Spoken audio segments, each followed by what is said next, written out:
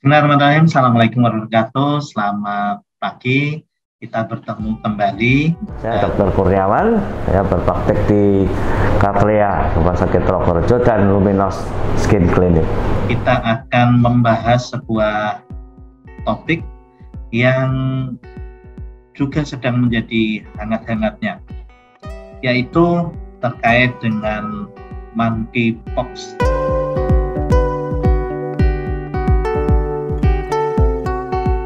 Monkeypox ya, atau disebut sebagai cacar pada kera. Jadi sebetulnya kita tidak akan bicara tentang kera itu saja, atau penyakit ini adalah penyakit yang khusus kera. Tapi sebetulnya sejarahnya penyakit ini ditemukan pada hewan bernama kera yang ada di laboratorium. Jadi kera ini, ada beberapa kera yang kemudian ditemukan dia menderita cacar. Tapi sebetulnya bukan kera saja penyebabnya. Jadi ada beberapa penyebabnya. Nah, wujudnya adalah seperti gambar di samping ini. Ya. Jadi gambar ini adalah wujud dari anak-anak di Afrika, karena memang munculnya pertama kali ada di Afrika, yang menderita cacar kera ini atau monkeypox virus ini.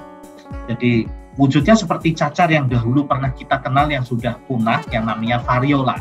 Ya, berbeda dengan cacar air. Kalau cacar air ada varicella dan lebih ringan kalau varicella atau cacar air, tapi variola lebih berat dan penampilannya adalah seperti ini. Jadi seluruh tubuh akan mengalami kelainan kulit seperti ini. Nah, setelah itu perkembangan saja akan berubah menjadi cairan di dalamnya berubah menjadi nanah. Setelah nanah itu pecah, berubah menjadi krusta. Dan kemudian masuk pada masa resolusi atau penyembuhan. Yang kedua, adanya pembesaran kelenjar limfe. Dan ini tidak dijumpai cacar air. Jadi pembesaran kelenjar limfe itu bisa menyerang bagian leher, ketiak, ataupun selangkangan. Dia ada pembengkakan kelenjar limfe di sana. Dan biasanya mempunyai gejala prodroma yang lebih berat dibandingkan cacar air pada umumnya. Ini adalah bentuk virusnya.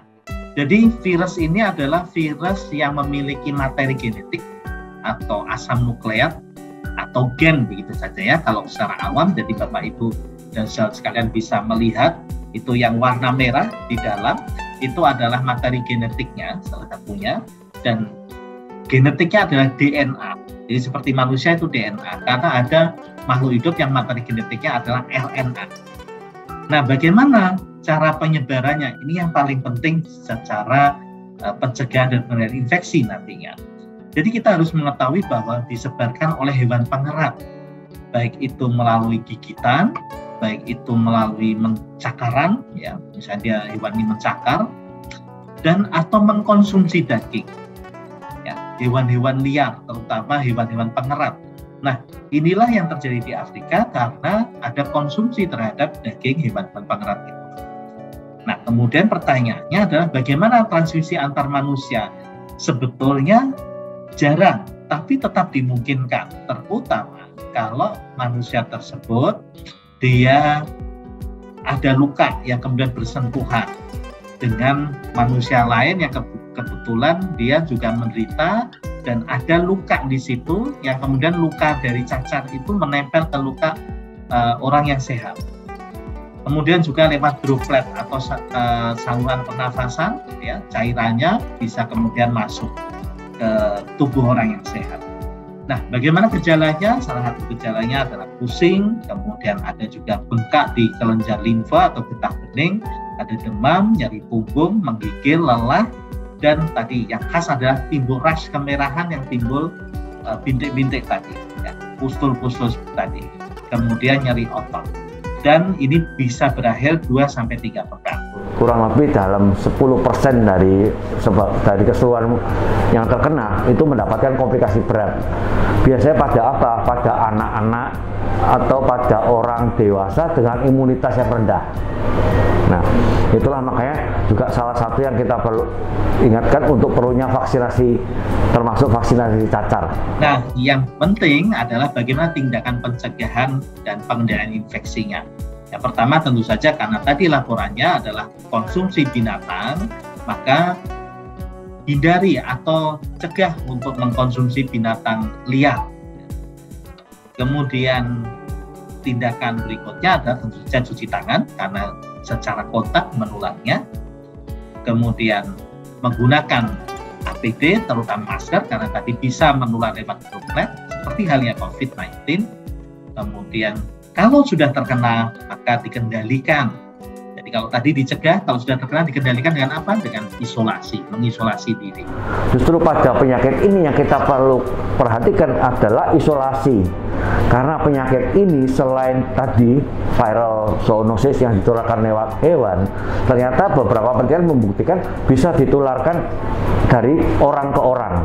Sehingga kita perlu lebih hati-hati untuk lebih mengisolasi diri bila terkena. Biasanya kita akan berikan dia paling tidak parastamol untuk obat nyeri dan turun panasnya.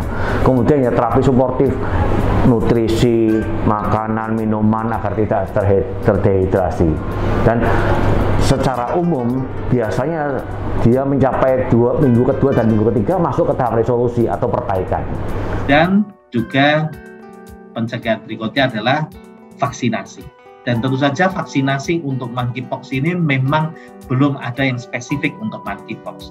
Tapi beberapa teori, beberapa uji coba adalah menggunakan vaksin cacar air atau cacar yang biasa. Walaupun yang vaksin variola, cacar biasa, itu memang sudah sangat jarang. Planting atau vesikel yang terbentuk itu dindingnya memang tebal. Biasanya dia berupa nanti setelah krusta, kulit mengering biasanya terdapat bekas. Dan bekas itu nanti bisa dihilangkan. Tapi dari itu yang utama, viral sheddingnya harus hilang duluan.